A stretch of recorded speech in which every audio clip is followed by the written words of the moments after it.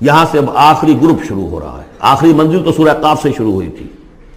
چھٹا گروپ مکی اور مدنی صورتوں کا یہاں ختم ہو گیا. 7 صورتیں حسین ترین صورتیں قرآن کی. وہ پہلی 7 صورتیں تھیں: سورہ قاف، سورہ ذاریات، سورہ طور، سورہ نجم، سورہ قمر، سورہ رحمان، عروس القرآن، پھر سورہ واقعہ. پھر یہ 10 صورتیں آ گئیں: سورہ حدید، سورہ مجادلہ، سورہ حشر، سورہ ممتحنہ، سورہ صف، سورہ جمعہ، سورہ منافقون، سورہ تغابن، سورہ طلاق، سورہ تحریم. اب پھر یہ مکی قرآن مجید، یہ آخری گروپ ہے. اس میں بھی پہلی 6 صورتیں جو ہیں وہ 3 کے سب گروپس کی شکل میں ہیں. سورہ ملک بڑی، جیسے سورہ قاف وہاں تھی اسی مقام پر یہاں سورہ ملک ہے. بہت جامع اس کی تاثیر، اور یہ بہت حضور کو عزیز تھی. آپ کی یہ معمولات میں سے تھا، رات کو سوتے ہوئے آپ سورہ ملک پڑھا کرتے تھے، اور اس کی آپ نے تلقین کی ہے. بسم اللہ الرحمن الرحیم. تبارک الذی بیدہ الملک وہو علی کل شیء قدیر. بڑی بابرکت ہے وہ ہستی جس کے ہاتھ میں ہے بادشاہی، راج اس کا ہے. یہ ہے دین کا سیاسی پہلو. پوری کائنات پر اس کا راج چل رہا ہے. دنیا میں بغاوت ہے. کیوں ہے؟ وہ اپنے ایمان کے دعوے داروں کا امتحان لینا چاہتا ہے بس. ورنہ سورج، چاند، گیلیکسیز، پوری کائنات اور خود ہمارے جسم کا ایک ذرہ اس کے قانون کا پابند ہے، تابع ہے. ہمارا جسم ہمارے اختیار میں کہاں ہے؟ میں تنگ آ جاتا ہوں، 2 دن ہوتے ہیں یہاں سے تو طبیعت خراب ہو جاتی ہے، جب تک کہ وقت لگتا ہے کینچی لے کر بیٹھتا ہوں. اگر میں چاہوں کہ یہاں بال نہ آئے، میرا جسم ہے، میرا تو اختیار نہیں، وہ تو آئیں گے. تو ہمارا جسم بھی جہاں تک اس کی فزیولوجی کا تعلق ہے، اس کی اناٹومی کا تعلق ہے، یہ سارا اللہ کے قانون کے تابع، میرے تابع تو نہیں. میں چاہوں میرا دل ذرا رک جائے، جب چاہوں میں اس کو سٹارٹ کر دوں تو یہ تو نہیں ہوگا. جب بند ہوگا بند ہو جائے گا، میرے اختیار میں نہیں ہے. لیکن یہ کہ جو ہماری اختیاری زندگی ہے اس میں ہم نے طے کر لیا ہے کہ اللہ کی نہیں مانیں گے، اپنی مانیں گے، اپنی مانیں گے، اپنی بیویوں کی مانیں گے، اور جو بھی نظام ہے اس کے ساتھ وفاداری کریں گے، چاکری کریں گے، ان کی ملازمت کریں گے، ان کے رتھوں کے اندر ہم بیل بن کر جتیں گے تاکہ ہمیں عیش ملے، دنیا کے اندر ہمارے لیے مقامات ہوں، ہماری عیش ہو. بس اللہ خیر صلی اللہ. تو یہ ہے اصل میں امتحان. ورنہ بادشاہی یہاں اب بھی اسی کی ہے. یہ صرف ہلدی کی گانٹھ ہے جسے لے کر ہم پنساری بن کر بیٹھ گئے. میری مرضی، میرا خیال، میرا نظریہ یہ ہے. اور ہمارے نزدیک جو ہے طریقتکم المثلی، ہمارے جو کلچر ہے، مثالی نظام جو ہم نے بنایا ہے، ہمیں اس کی حفاظت کرنی ہے. تبارک الذی بیدہ الملک وہو علی کل شیء قدیر. وہ ہر چیز پر قادر ہے. الذی خلق الموت والحیات لیبلوکم ایکم احسن عملا. اب دیکھیے ہم نے حیات انسانی کا جو اب تک سمجھا ہے، جس کو کہ عمر نے، جو کہ بہت بڑا شاعر ہے، اس نے اپنی بیوی سے خطاب کر کے کہا ہے حیات ثم موت ثم بعث حدیث و خرافات یوم عمری. یہ کیا ہے؟ زندگی پھر موت پھر زندگی، یہ کیا سب حدیث و خرافات معاذ اللہ. ہم نے بھی دیکھا پہلے کنتم امواتا فاحیاکم ثم یمیتکم ثم یحییکم ثم الیہ ترجعون. یہ وقفے کیوں ڈالے گئے؟ یہ موت کا وقفہ کیوں ڈال کر زندگی کا ایک حصہ نکال دیا علیحدہ؟ 30 40 50 60 سال یہ دنیا کی زندگی، پھر موت کا وقفہ. موت ایک زندگی کا وقفہ ہے، یعنی آگے بڑھیں گے دم لے کر. کیوں؟ اس کی حکمت بتائی جو ہم پڑھائیں سورہ واقعہ میں.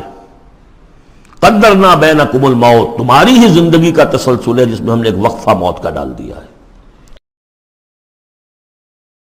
حیات لیبلوکم ایکم احسن عملا.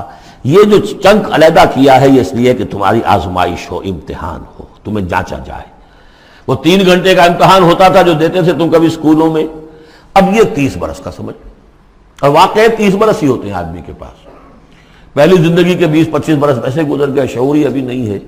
اور پھر ایک خاص عمر کے بعد جو ہے اعضاء ڈھیلے پڑ گئے، اور پھر یہ کہ لکیٰ لا یعلم من بعد علم شیئا. 30 نہیں ہوں گے 40 مل جائیں گے آدمی کو. کام تو یہی ہوتا اس کی زندگی کا. لیکن اس لیے ہے لیبلوکم ایکم احسن عملا، تاکہ تمہیں جانچے پرکھے دیکھے تم میں سے کون ہے اچھے عمل کرنے والا. اب دیکھیے علامہ اقبال کی جو نظم ہے زندگی کے موضوع پر، واقعہ یہ ہے کہ بہت چوٹی کی چیز ہے، بہت عمدہ چیز ہے. تو اسے پیمانہ امروز فردہ سے نہ ناپ، جاویداں پہم دواں ہر دم جواں ہے زندگی. قلزم ہستی سے تو ابھرا ہے مانند حباب. جیسے سمندر میں ایک بلبلا سا ہوتا ہے. کتنی زندگی ہوتی ہے بلبلے کی. قلزم ہستی سے تو ابھرا ہے مانند حباب. اس زیاں خانے میں تیرا امتحان ہے زندگی. خلق الموت والحیات لیبلوکم ایکم احسن عملا. ہے کبھی جان اور کبھی تسلیم جان ہے زندگی. کبھی زندگی جان سے مترادف ہے، عبارت ہے. کبھی جان دینا اصل زندگی ہے. وَلَا تَقُولُوا لِمَنْ يُقْتَلُ فِي سَبِيلِ اللَّهِ أَمْوَاتٌ بَلْ أَحْيَاءٌ وَلَكِنْ لَا تَشْعُرُونَ. ہے کبھی جان اور کبھی تسلیم جان ہے زندگی. اصل زندگی جو ہے وہ جان دے دینے سے حاصل ہوتی. الذی خلق سبع سماوات طباقا. وہ اللہ کی جس نے بنائے 7 آسمان ایک دوسرے کے اوپر. آیات متشابہات میں سے ہے. ما تری فی خلق الرحمن من تفاوت. تم نہیں دیکھ پاؤ گے اللہ کی تخلیق میں کہیں کوئی فرق. اتنا محکم نظام ہے، اتنا محکم نظام. کیا کسی سائنسدان نے آج تک یہ بھی کہا کہ تخلیق میں یہاں نقص ہے؟ کسی نے کہا؟ زوالوجی کی فیلڈ میں یا باٹنی کی فیلڈ میں یا کسی اور فیلڈ میں، جیولوجی کی فیلڈ میں، ایسٹرونومی کی، کسی نے کہا ہے؟ ما تری فی خلق الرحمن من تفاوت فارجع البصر هل تری من فطور. پھر ذرا دوبارہ لوٹا لو اپنی نگاہ، دیکھ لو، ہر میدان میں دیکھ لو، کہیں تمہیں کوئی رکھنا نظر آتا ہے؟ اگر یہ تخلیق کامل ہے تو کامل حقیقت میں کون ہے؟ اس کا خالق، اس کا باری، اس کا مصور. بس یہ نظر نہیں آتا. سائنسدان سب کچھ دیکھ رہے ہیں. ڈھونڈنے والا ستاروں کی گزرگاہوں کا اپنے افکار کی دنیا میں سفر کر نہ سکا. بڑے بڑے صاحب بصیرت و بڑے بڑے عقل مند اپنی ناک تلے کے پتھر سے ٹھوکر کھاتے ہیں. دیکھ رہے ہیں ٹیلیسکوپ سے ٹھوکر کھا رہے ہیں وہاں جو سامنے پتھر پڑا ہوا ہے اس سے. یہ ہو رہا ہے آج ہمارے ساتھ. سپر جیل کا بسرا کر رہے ہیں. پھر لوٹاؤ ذرا اپنی نگاہ کو 2 مرتبہ اور. ینقلب الیک البصر خاسئا وہو حسیر. تمہاری نگاہ تھک ہار کر لوٹ آئے گی. تمہیں ہماری تخلیق میں کہیں کوئی رکھنا، کوئی دراڑ نظر نہیں آئے گی. وَلَقَدْ زَيَّنَّا السَّمَاءَ الدُّنْيَا بِمَصَابِيحَ وَجَعَلْنَاهَا رُجُومًا لِلشَّيَاطِينَ وَأَعْتَدْنَا لَهُمْ عَذَابَ السَّعِيرِ. اور ہم نے سب سے قریبی آسمان کو سجا دیا ہے چراغوں سے، یعنی زمین سے جو قریب ترین آسمان ہے، پہلا آسمان.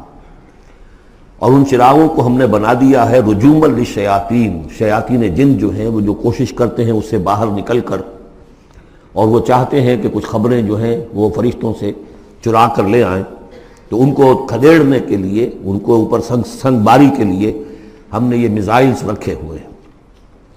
وَأَعْتَدْنَا لَهُمْ عَذَابَ السَّعِيرِ. اور ان کے لیے ہم نے تیار کر رکھا ہے جلا دینے والا عذاب. وَلِلَّذِينَ كَفَرُوا بِرَبِّهِمْ. اور جو لوگ اللہ کا، اپنے رب کا کفر کریں، چاہے وہ انسان ہو چاہے جنات ہوں، ان کے لیے ہے عذاب جہنم، جہنم کا عذاب. وَبِئْسَ الْمَصِيرُ. اور وہ بہت ہی برا ٹھکانہ ہے.